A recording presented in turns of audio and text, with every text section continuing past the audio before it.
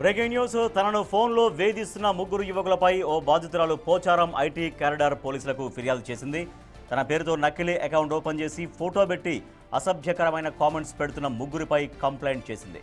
బాధితురాలి ఫిర్యాదుతో పోలీసులు కేసు నమోదు చేశారు.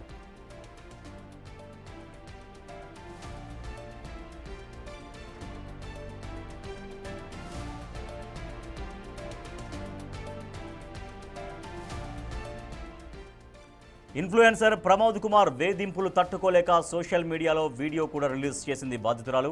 సనాతని ట్రావెల్ ఇన్స్టాగ్రామ్ ఐడితో ప్రమోద్ యువతులకు వల వేస్తున్నాడని ఆరోపిస్తోంది.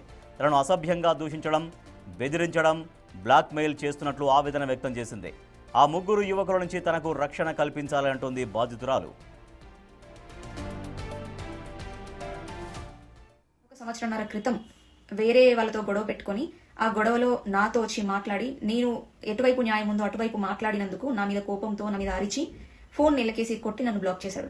అదంతా జరిగిన సంవత్సరం తర్వాత ఒక 3 నుంచి 4 నెలల క్రితము ఇతని మీద ఒక ట్రోల్ వీడియో వచ్చింది. ఆ ట్రోల్ వీడియోని నేనే చేపించానని నా మీద ఒక అలిగేషన్ వేసి ఇతని అనుచరులు కొంతమంది ఉంటే వాళ్ళని రెచ్చగొట్టి గ్రూప్స్లలో నా గురించి చెడ్డగా మాట్లాడుతూ అసభ్యకరమైన పదజాలాన్ని వాడుతూ నాకెవరైనా సపోర్ట్ చేస్తే వాళ్ళనే తిడుతూ నా పేరు ఎక్కడన్నా తీస్తే పేరు వాడినందుకు నన్నే తిడుతున్నారని చెప్పి నేను కేసు ఫైల్ చేసి బొక్కలు దోస్తానని భయంతో పేరు వాడకుండా అసభ్యకరమైన పదజాలం, చెప్పలేని పదజాలాన్ని వాడుతూ మీ అక్క అలా, మీ అక్క ఇలా అంటూ బూతులు తిడుతూ మెంటల్ టార్చర్ చేశారు.